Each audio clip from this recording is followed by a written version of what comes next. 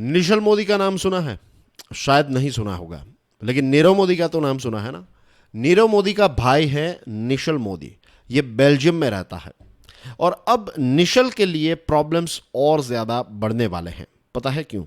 क्योंकि home ministry ने, हमारे देश की जो यूनियन होम मिनिस्ट्री है, उसने ये डिक्लेयर किया है, ये अनाउंस किया है कि भारत और बेल्जियम के बीच में एक नया एग्रीमेंट साइन हुआ है। इसको कहते हैं mutual legal assistant treaty.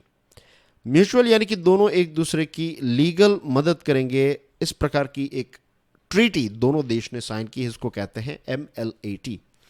MLAT में क्या होता है कि अगर हमारे देश का कोई व्यक्ति, लेट्स से इस केस में ये जो निशल मोदी हैं, तो ये बेल्जियम चला गया है। अब इसके भाई पर, निशल पर केस चल रहा है। ये जो पंजाब नेशनल बैंक के साथ जुड़ा हुआ जो फ्रॉड है, इसमें निशल का नाम भी आ रहा है, और ये देश छोड़कर भाग गया है। तो ऐसे सिचुएशन में जनरली पहले क्या होता था कि ऐसे लोगों को पकड़ना जो है वो नियरली इम्पॉसिबल सा हो जाता था। ये अपने आप को डॉन समझने लगते थे कि डॉन को पकड़ना मुश्किल नहीं, नामुमकिन है। लेकिन अब चीज़ें जो हैं वो उतनी ज़्यादा आसान नहीं होगी, क्योंकि अगर हमारे देश में किसी कोर्ट ने, किसी मजिस्ट्रेट ने अगर कोई समन इश्यू किया है, कोई सर्च वारंट इश्यू किया है, तो अब बेल्जियम की सरकार जो है वो उस चीज़ को एग्जीक्यूट करेगी वहाँ पर। तो ये चीज़, ये ट्रीटी जो है वो साइन की है, ये MLAT जो है, इसका सबसे बड़ा प्लस पॉइंट यही है कि अब हमारे ऑफिसर्स को वहाँ तक जाने की ज़रूरत नहीं है। हम ये जो नोटिस हैं या फिर समन है वो बेल्जियम की सरकार को देंगे, और बेल्जियम की सरकार जो है वो अपनी पुलिस को देगी, और पुलिस जो है वो फिर इस व्यक्ति को ढूंढकर उसको समन करेगी, उसको थाने बुलाएगी या फिर कोर्ट के सामने पेश किया जाएगा। तो यू कैन इमेजिन कि चीज़ें जो हैं वो अब बहुत ज़्यादा ईजी हो जाएगी। मिनिस्ट्री ऑफ होम अफेयर्स ने यह भी कहा है कि फेडरल पब्लिक सर्विस जस्टिस जो है बेल्जियम का, this will be the authority. Belgium में फेडरल पब्लिक सर्विस जस्टिस जो है, ये सारे समन्स को एग्जीक्यूट करना, वारंट को एग्जीक्यूट करने का काम जो है वो ये बॉडी करेगी। एंड ऑफ कोर्स वहाँ की जो पुलिस हैं उस मीन्स उनको आदेश दिए जाएंगे, और पुलिस जो है वो फाइनली एग्जीक्यूशन का काम करेगी।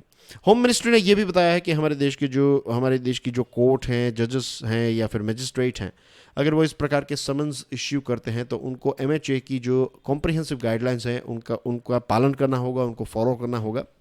बेसिकली अपने आप को अपडेट करना होगा कि बेल्जियम में अगर कोई व्यक्ति भाग गया है तो ये एक नई फैसिलिटी जो है MLAT, ये कोर्ट या फिर जजेस या फिर मजिस्ट्रेट्स जो हैं वो इसका इस्तेमाल कर सकते हैं।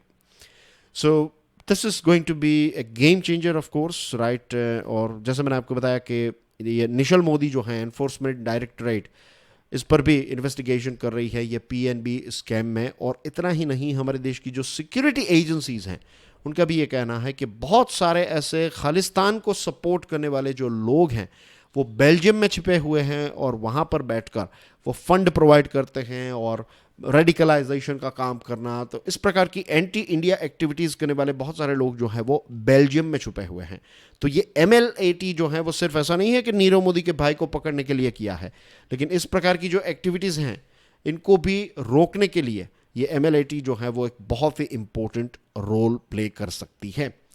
सो ये एक छोटी सी येट इंपॉर्टेंट अपडेट थी जो मुझे आप सभी के साथ शेयर करनी थी। Thank you very much. God bless you all. जय हिंद।